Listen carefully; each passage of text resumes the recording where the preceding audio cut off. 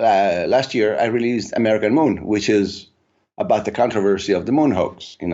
Having been a photographer in my professional photography in my life gave me a good angle on what to look for on that particular issue.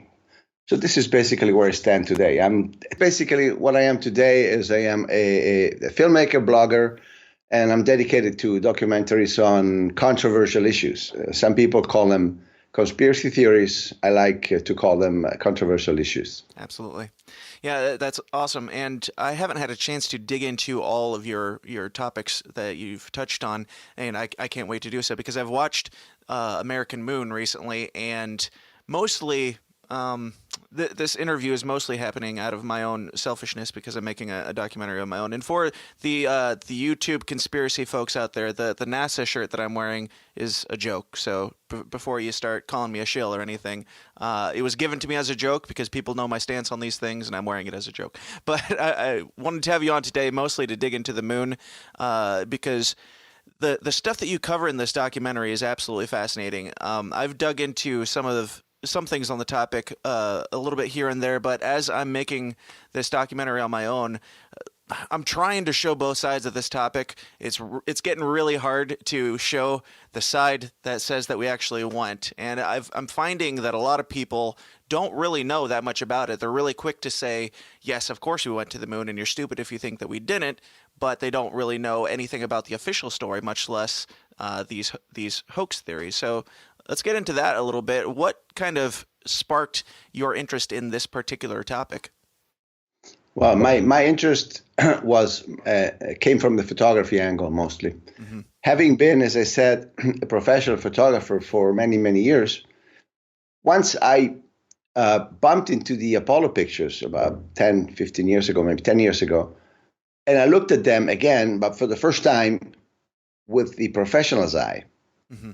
And I found myself saying, oh, my God, what did they do here? Because I could see in those pictures exactly the same exact problems that I would have as a fashion photographer when I was trying to replicate the sunlight in a studio.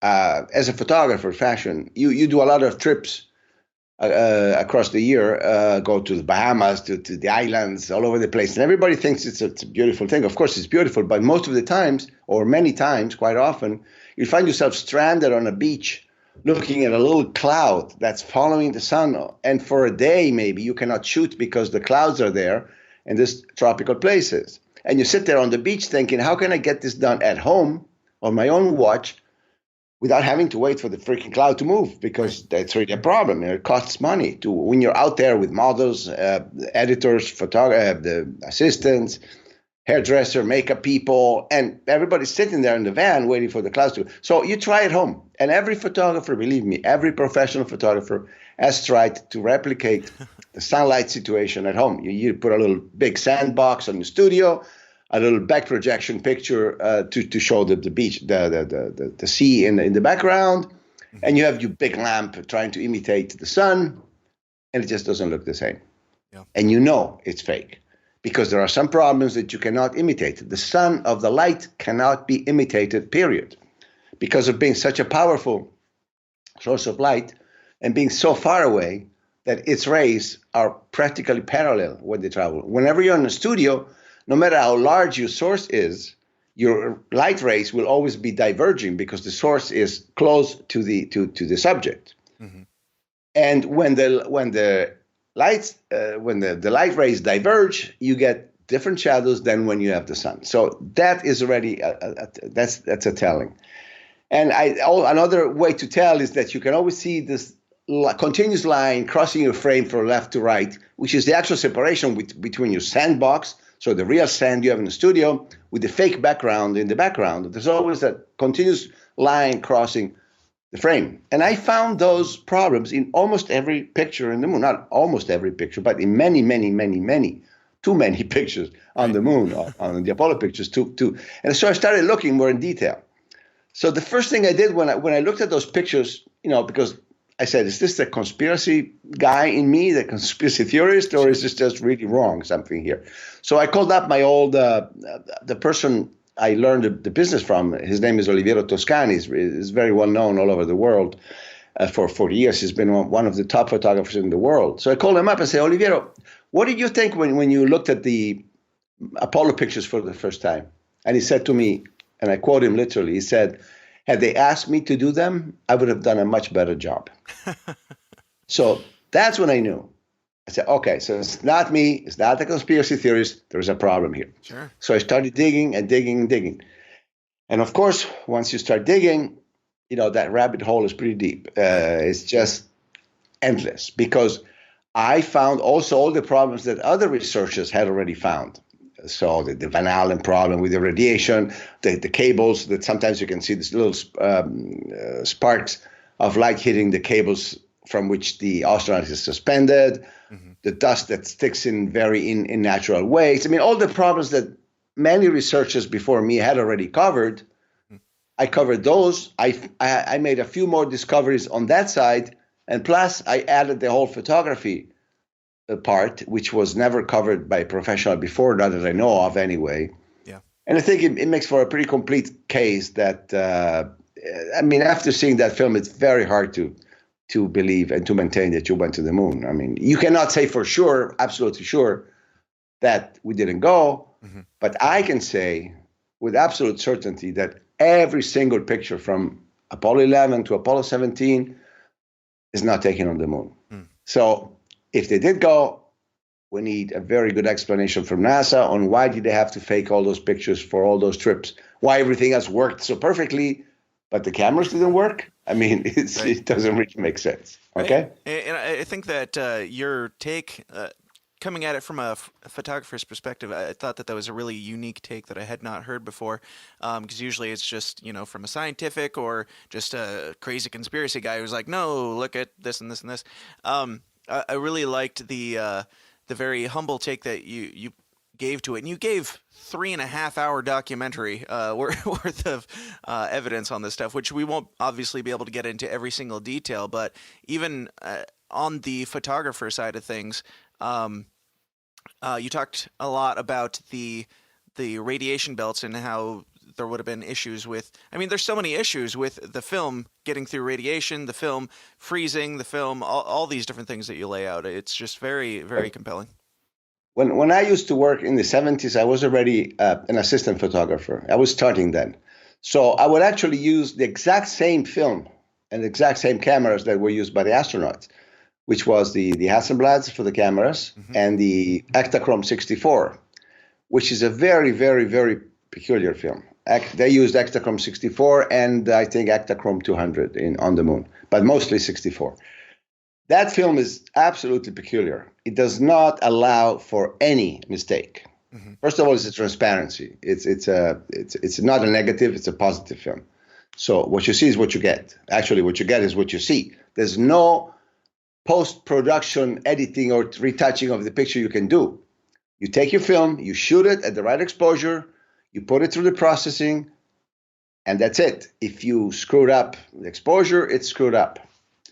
So it's a very, very demanding film, which already posed the first question, why bring to the moon such a difficult film for guys who are not professionals, actually, because those astronauts are not professional photographers. Sure. Yes, they got some training, but believe me, it takes a lot of training not to screw up with that film, a lot of training, a lot of mistakes.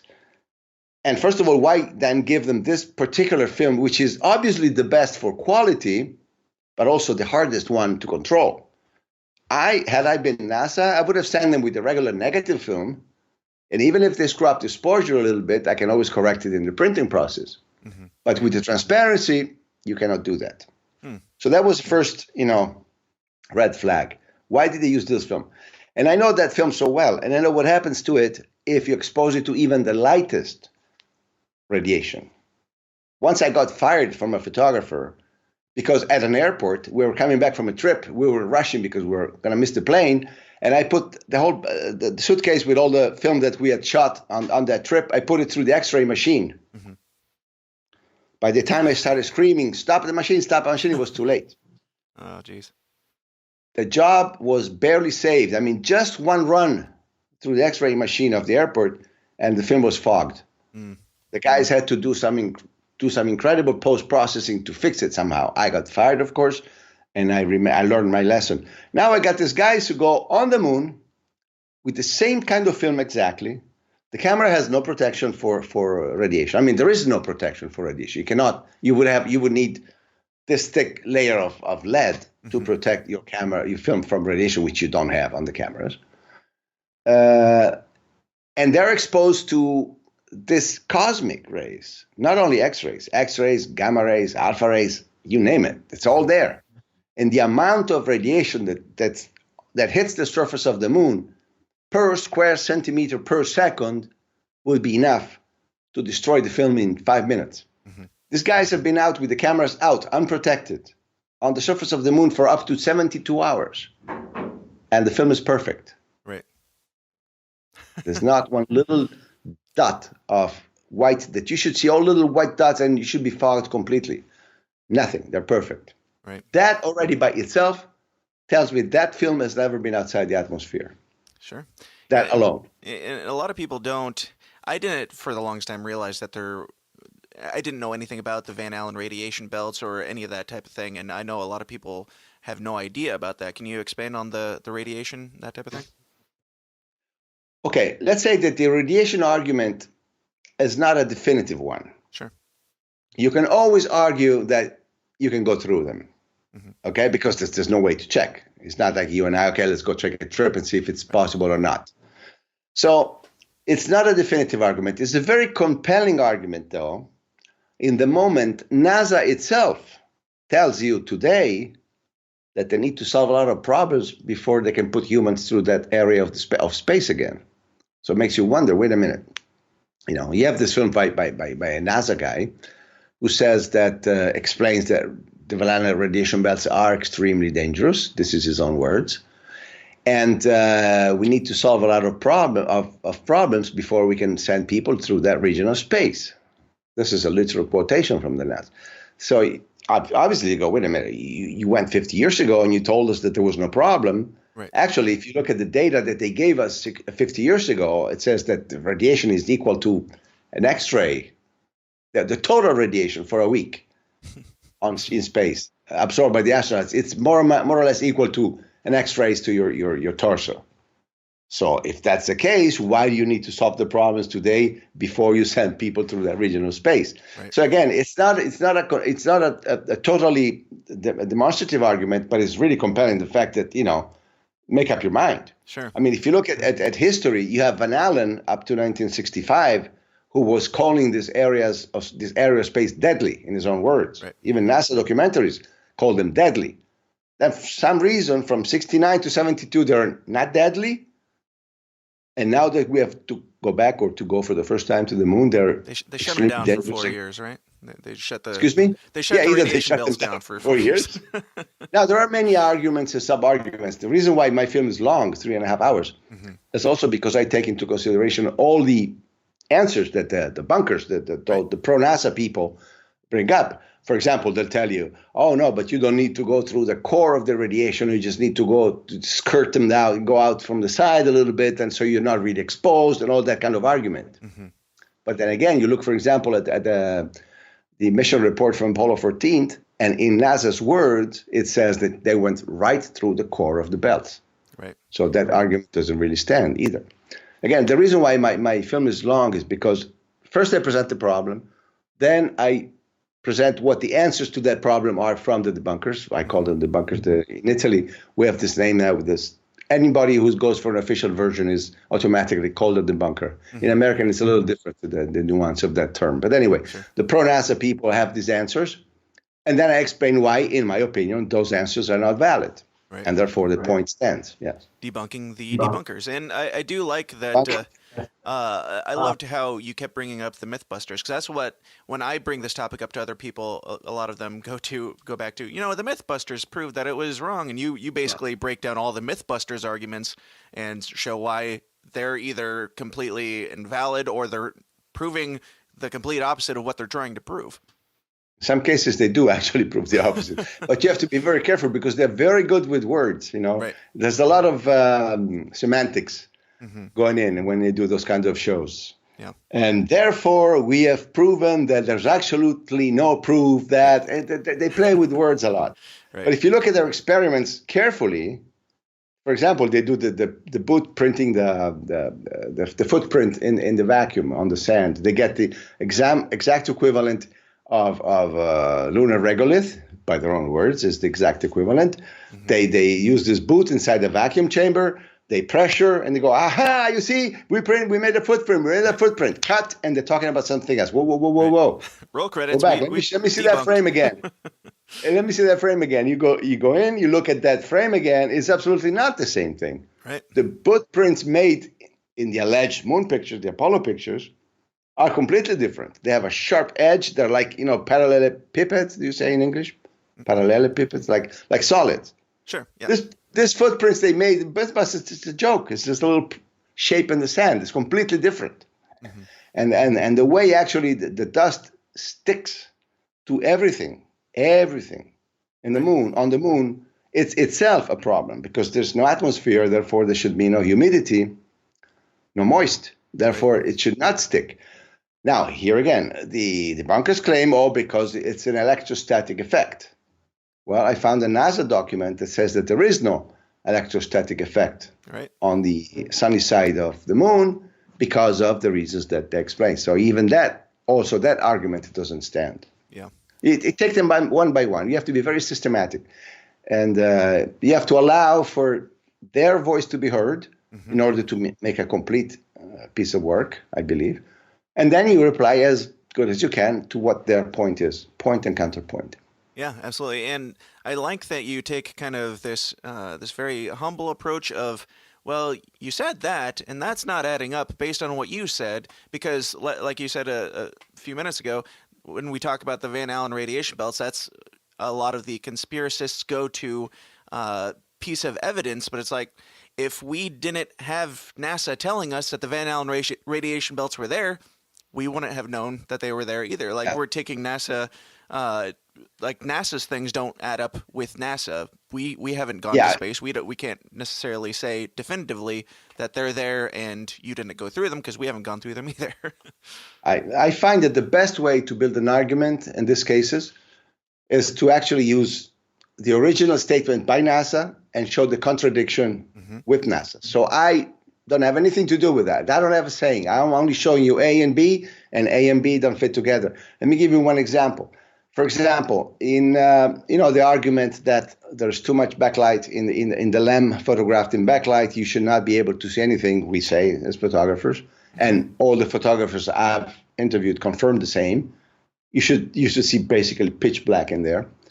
And the pro-NASA people say, oh no, there's a lot of reflection from the sand, so you should be able to see. Well, guess what?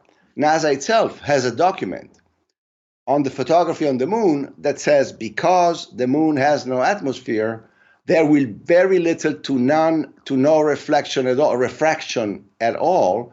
Therefore, objects will be either very bright if lit by the sun or in complete darkness. Mm-hmm. So you don't have to believe me anymore. It's NASA who said that. So NASA, can you explain, if you said this in 65, can you explain now how you took this picture in 69? Right. What has changed in the situation on the moon for this picture to be so brightly lit in the backlight part of the picture? Mm-hmm. It's the best argument because you really can't argue against that. Yeah. Because you show them their own contradictions. Of course, to do that, you have to do a lot of research because it's not easy. It's easier to say, oh, you can't have a light like that, period. But then you have to prove it. So when you find a document from their side that actually helps your argument, it's fantastic because you really have to do nothing. Just put A and B together and that's it. Yeah, absolutely. Now, had a point and it left as you finished. We'll cut this part out. Now,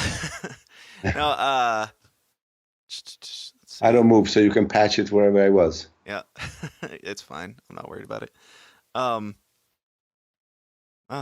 Complete blank. I was talking about matching A and B and putting them together, and give you one example about the backlight. Okay, yeah. Photography. Now let's take it kind of in a different direction, because one thing that I've found as I dig into this topic is that not a lot of people even know the official story. They don't know what was going on at the time.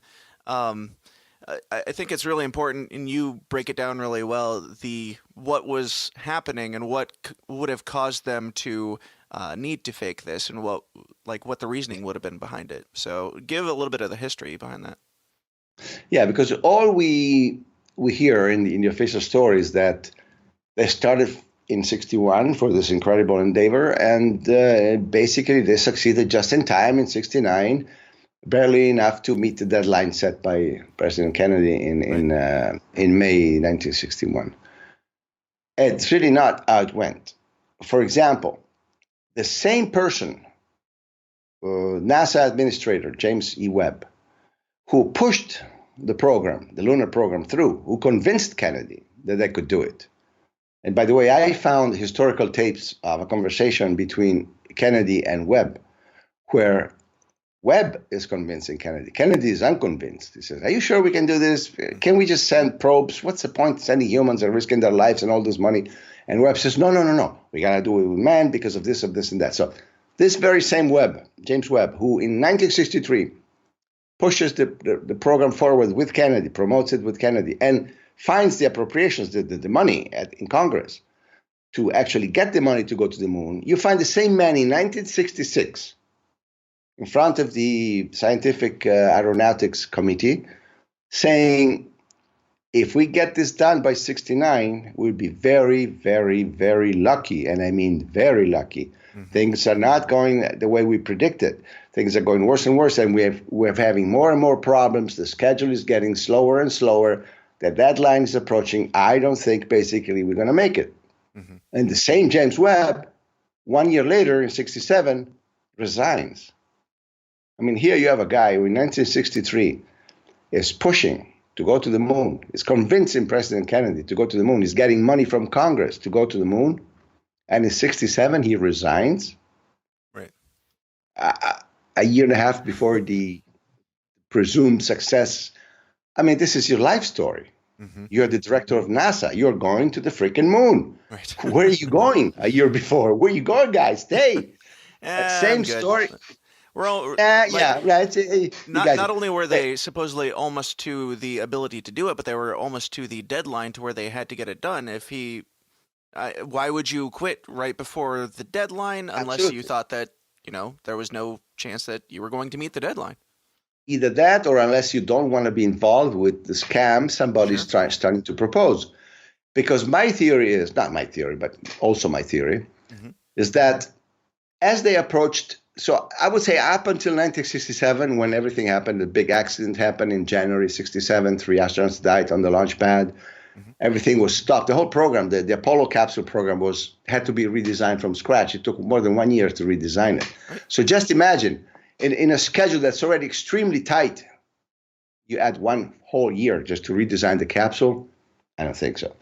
So I would say up until 1967, they were really convinced, or they were trying to go. Mm-hmm. In 1967, they realized it was impossible. The accident sets them back 1 year, and a lot of problems are coming up. And it's not easy. I mean, it's not easy to go to the moon. You can even maybe go in circle, but even land and start again, lift off again, it's not that easy. Not that easy, okay? So probably because at that point, NASA had already put together a whole simulation system that could simulate, and they tell you in their own documentaries from that age, they tell you we can already simulate an entire trip to the moon, back and forth, including the landing. They had built a simulator where this camera would actually go this close to the lunar surface, which was made of, what do you call it, a plaster? Yeah. I mean, they had they replicated the surface of the moon identical, hole by hole by hole. And they had this camera that could actually go closer and closer and closer, would imitate the same light that you would have in the landing. I mean, if you compare, and I do show it in the film, the images from the simulator in the landing of Apollo 15, for example, and the actual landing of Apollo 15, I mean, they're almost identical. Yeah. So what I think had happened is that they got to a point that said, well, it looks like we're not going to be able to make it.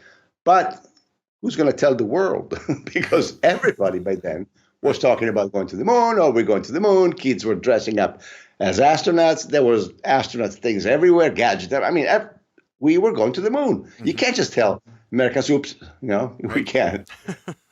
You would lose face, you would lose credibility, you would lose everything. Sure. So I think somebody must have said, you know what, guys, we can fake it because we have the simulation system.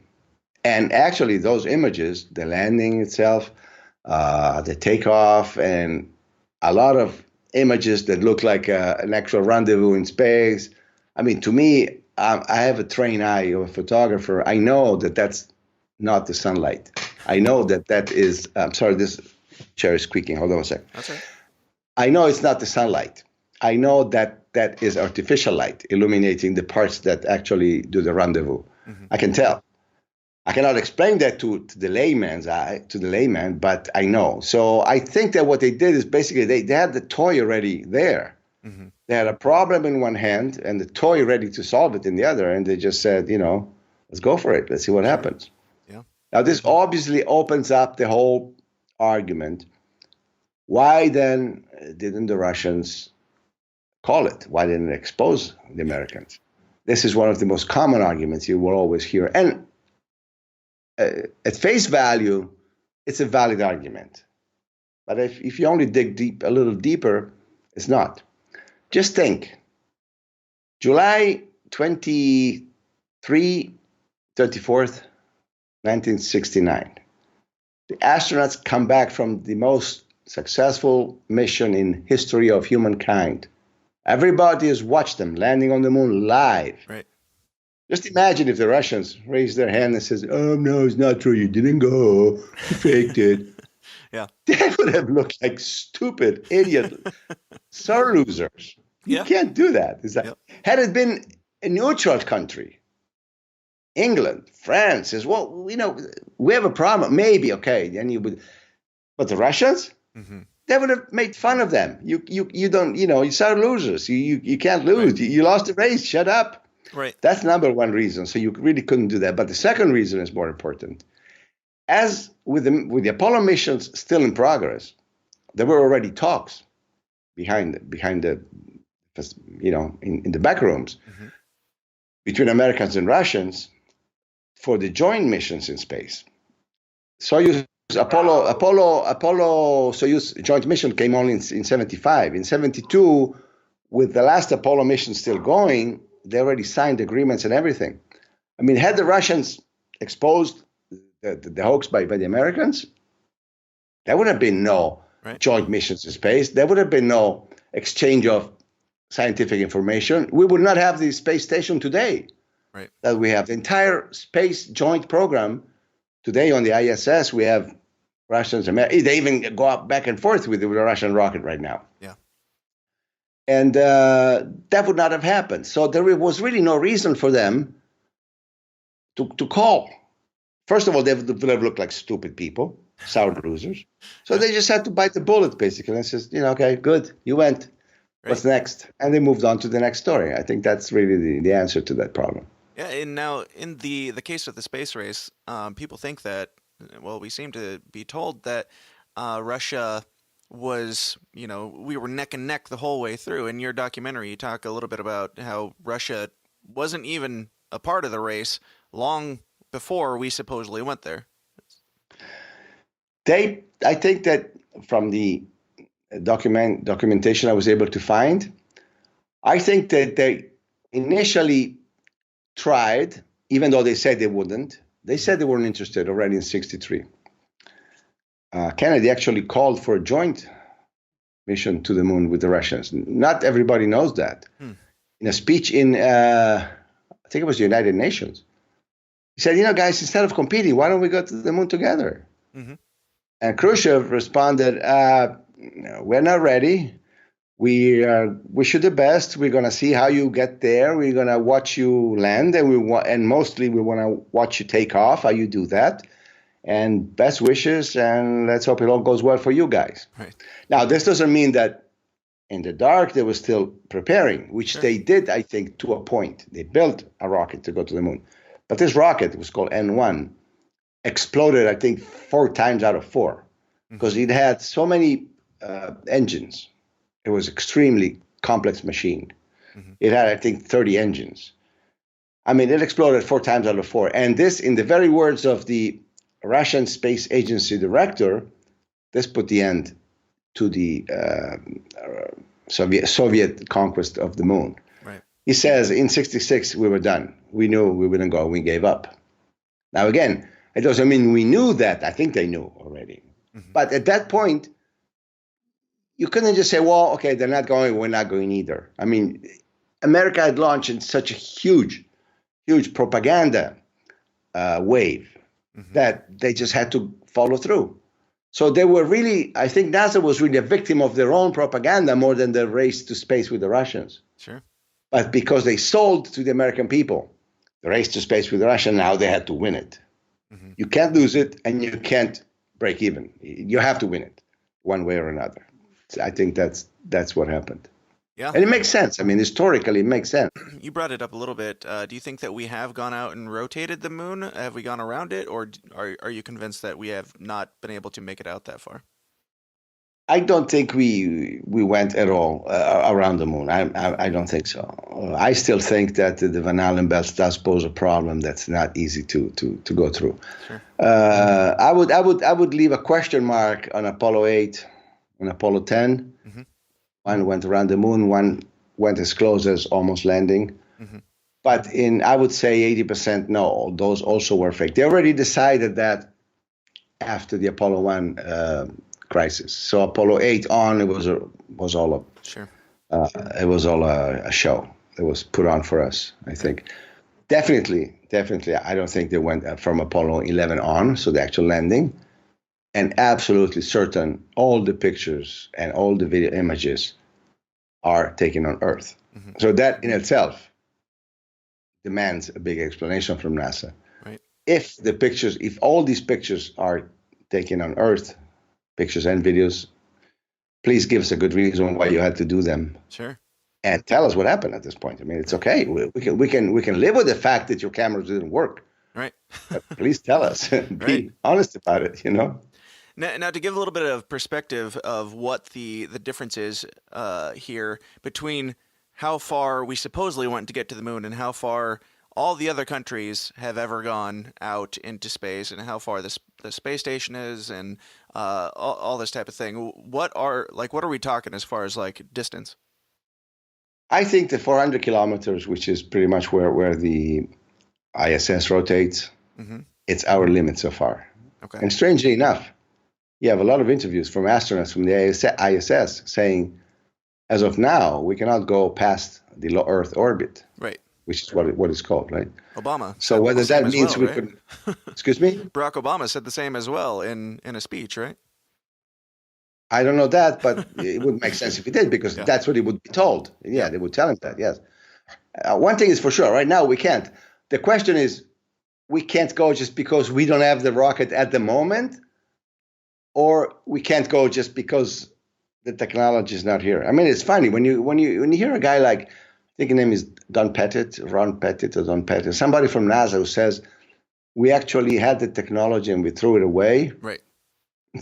Have you ever heard of a country that throws away a technology that takes you to the moon? Yeah. I mean, it just doesn't add up. Yeah, that's something that a lot of people just kind of gloss over. We've literally, we had the ability to go to the moon. We put a man on the moon, and then we're like, we did it. Let's just, toss that information aside. We don't need it anymore. Like that's something that a lot of people don't know. The project from the LEM are no longer existing. Mm-hmm. If you and I wanted to rebuild the LEM like it was, we couldn't, mm-hmm. because they threw away the projects. Right. And you know what the excuse is? They took up too much space. Yeah. Yeah.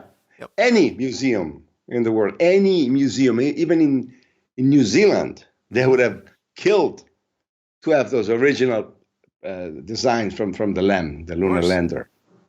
No, they threw them away because they took up too much space.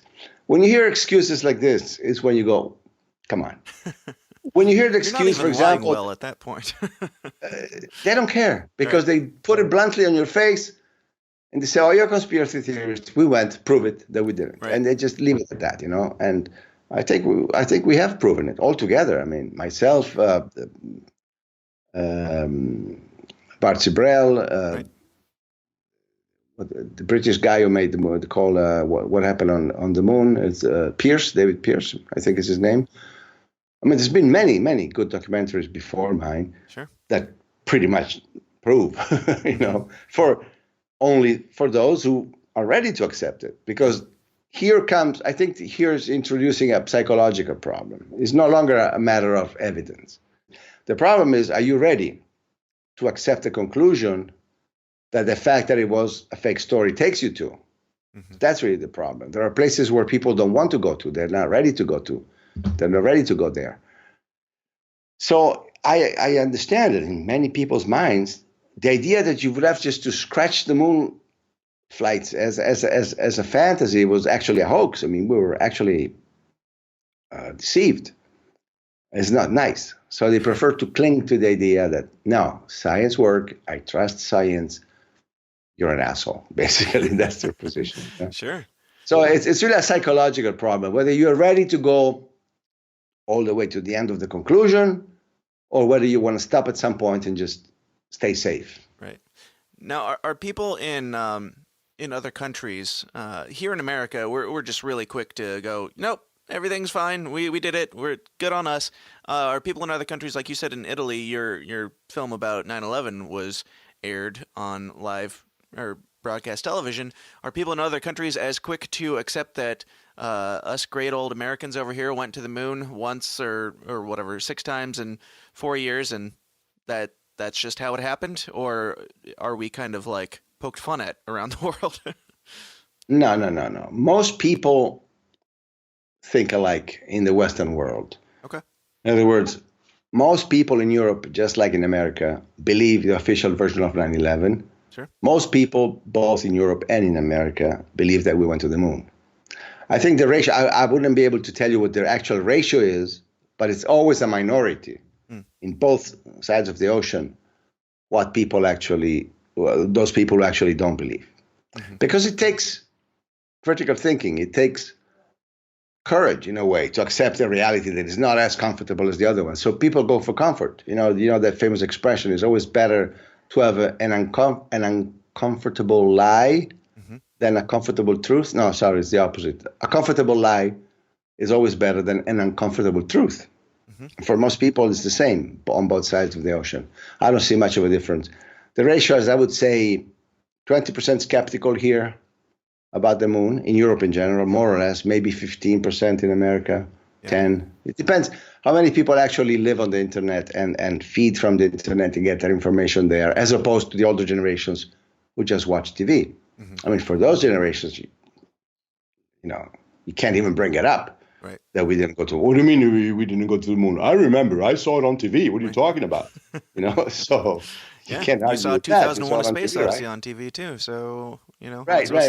Actually, the other day I saw a huge monkey crawling out the Empire State Building. So they do, and they can. Yeah. Now, what kind of pushback have you gotten in making this film? Have you gotten any people that have you run into the heated debates and arguments from people on this topic? Not yet in a full-blown way, because I haven't put my film on YouTube yet. Okay.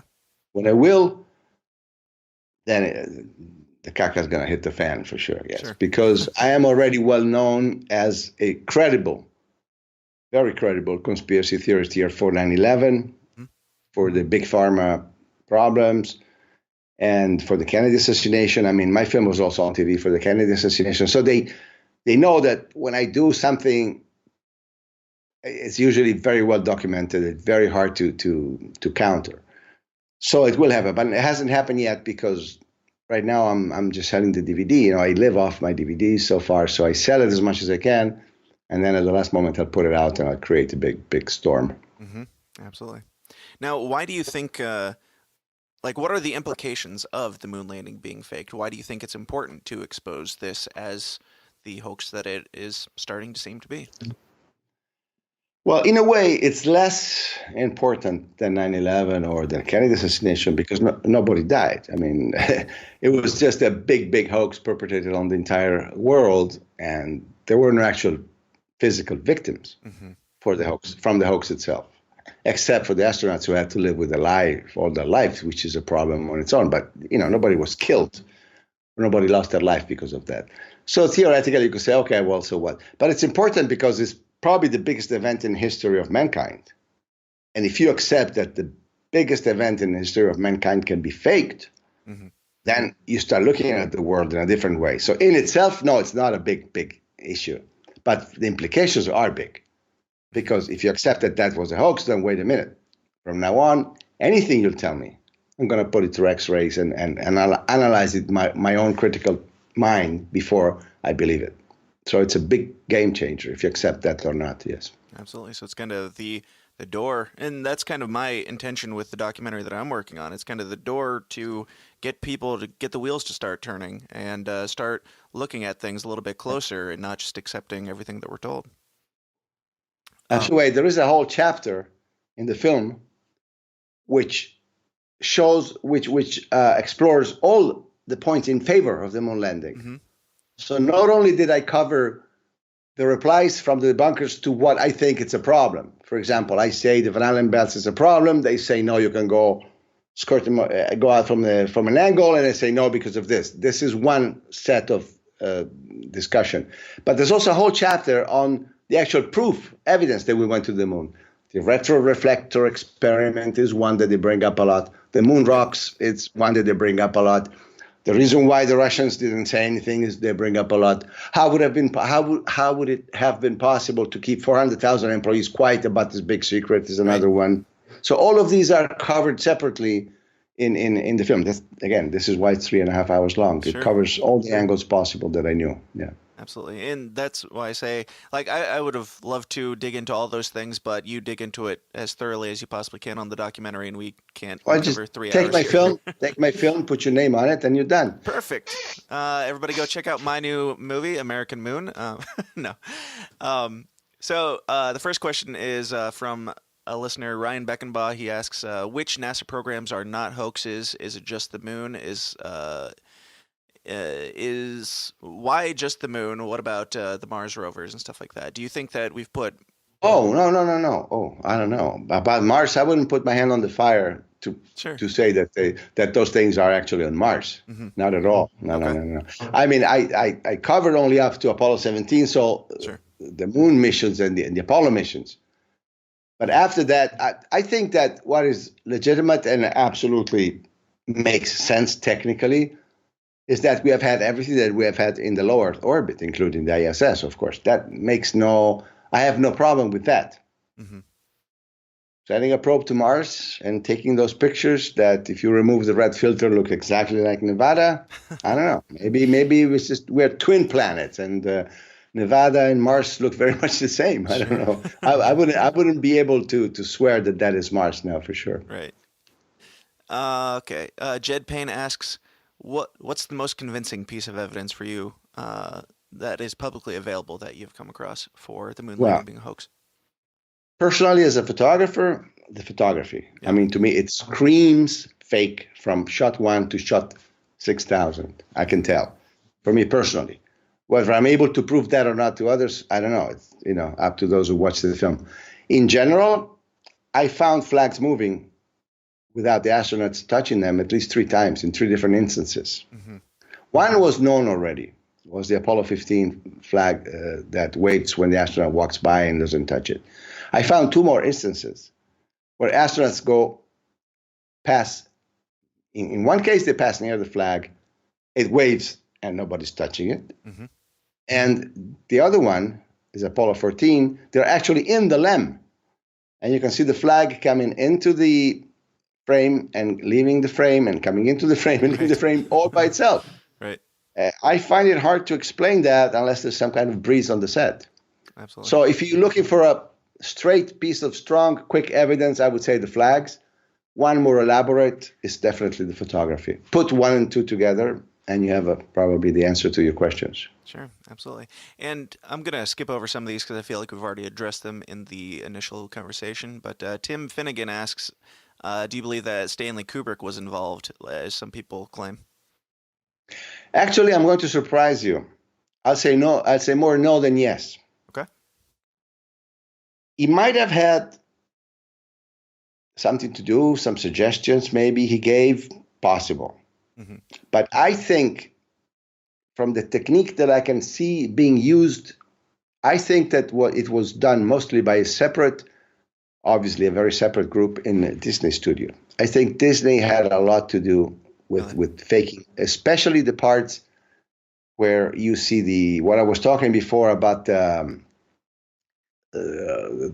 command module, the lunar module detaching from the command module, descending towards the moon. Those shots are made with a technique that's a layering technique, mm-hmm. which was used in the early cartoons from Walt Disney. Different layers that move one over the other and actually give you the impression of being one single picture. It's a composite shot. That technique is a Disney technique. Obviously, Kubrick must have known that. But to put that into work, I think that they used Disney. Now, mind you, Walt Disney and Von Braun were pals, real good friends since the 1950s. Mm-hmm. Two big fascists. I mean, one was a Nazi, was a convinced fascist. And they were friends also, I think, because of that. There was a lot of intercommunication. Even as soon as 1955, Von Braun made a movie.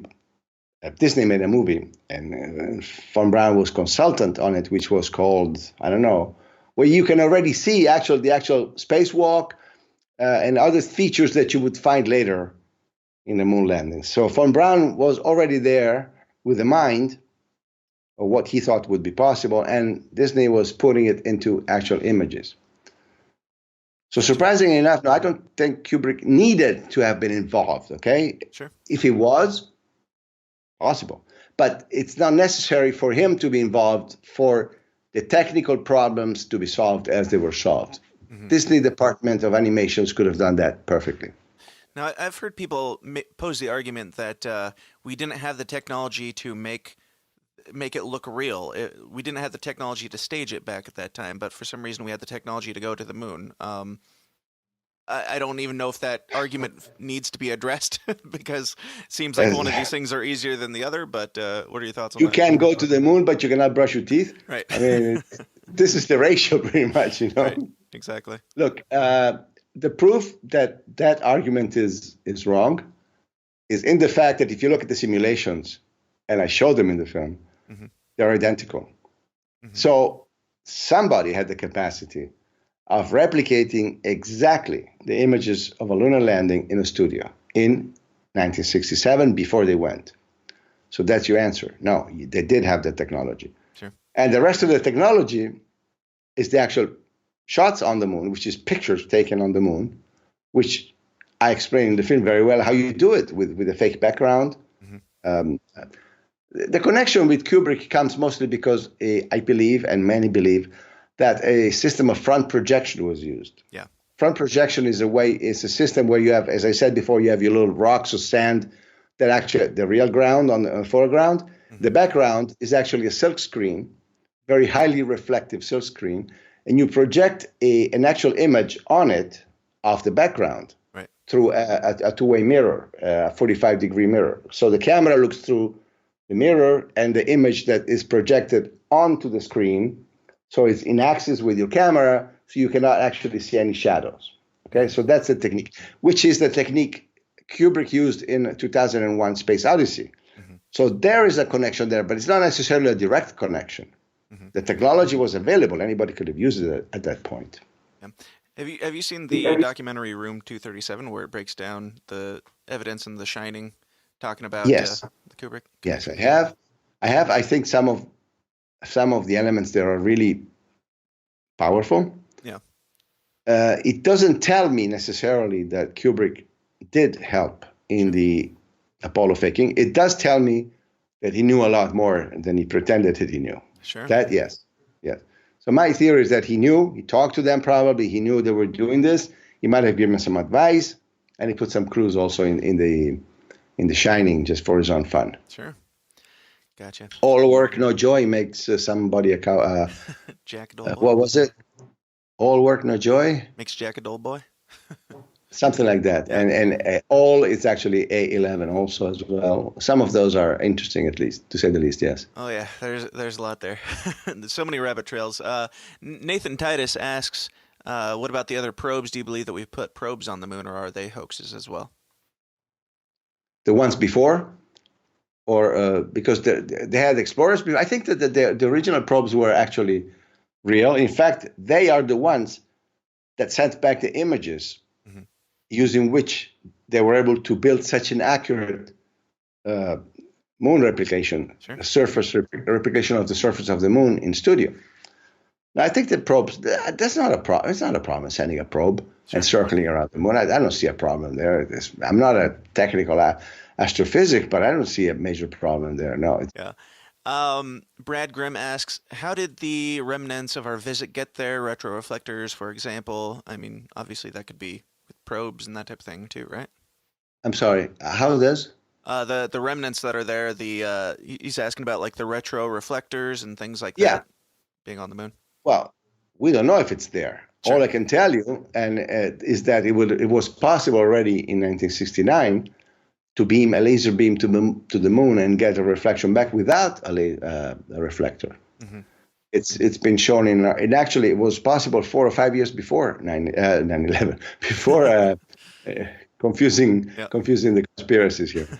It was in 63, I think, or 64 already. National Geographic had an article where it said that we can actually bounce a laser beam off the moon and detect it back on Earth without the use of retroreflectors. Yeah. So there is no actual proof that they're there. The other proof that is always mentioned is the pictures that the latest probes took surfacing, going around the moon, and they show you these little dots mm-hmm. that are supposed to be the remnants, as you say, of the landing, the lower part of the lunar module and the rover. I think you could theoretically see and all that.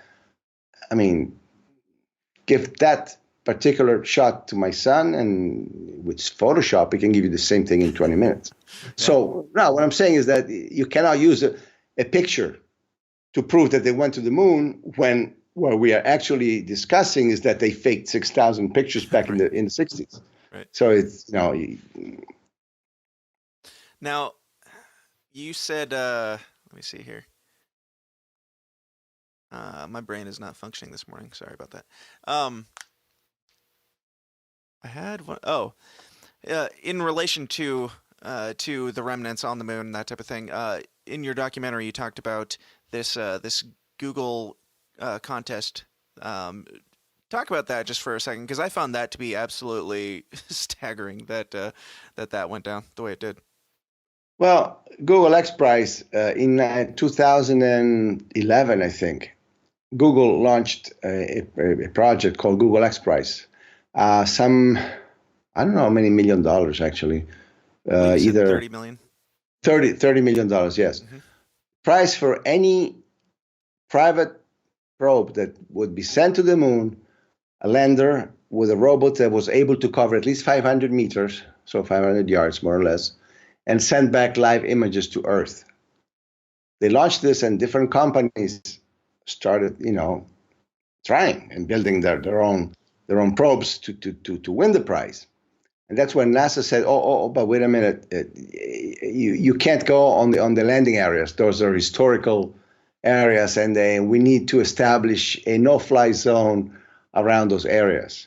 So basically, NASA got very irritated about anybody even getting closer to the landing sites. Mm-hmm. And that's another red flag for me. I mean, sure. What do you worry about? The worst that can happen is that a little rover steps over the footsteps of Neil Armstrong 50 years ago. If anything, if they went there and saw that this was all there, that would kind of shut down part of this argument that some of the conspiracy-minded people are having. If you were able to have this private company that showed that was actually there, you would think that they would welcome that. Yeah, but then again, there is no private company that can go to the moon. You still need a rocket from somebody. Sure. And you're not getting a rocket to go to the moon unless you promise me that you're only going to show what I tell you you're going to show. Okay. I mean, the chances of somebody using a Falcon rocket, for example, to go to the moon and then finding out, oops, there's nothing here, mm-hmm. They're very, very slim. There's no private enterprise, completely private, that you can say, okay, I'm building my own thing in my backyard. I'm going to the moon myself. I'm going to document everything. I'm going to show you that it's not going to happen. You still need to be part of a system to go there. And to be part of a system, you have to abide probably to some rules. Yeah, very well put. Now, do you have any final thoughts on this matter? Anything else that you think that people really need to know about this particular topic? Well, I would say let's go back to what you asked me before about the consequences. Hmm. We said nobody died in the hoax, if it was a hoax, and it's fine. But a lot of money must have gone somewhere else. Right. So, in case you hear about going to Mars very soon, and a lot of appropriations and money from Congress or your own taxpayers' money going to Mars, maybe you want to have your senators and your representatives inquire a little more in depth into where that actual money is going. Yeah. Because I think there's a lot of money being diverted to projects in space that are not transparent. Yeah. And that is a little bit unsettling, in my opinion. Absolutely. Well, Massimo, it's been an absolute pleasure having you here today, and I appreciate the time that you've taken to enlighten us on this topic. And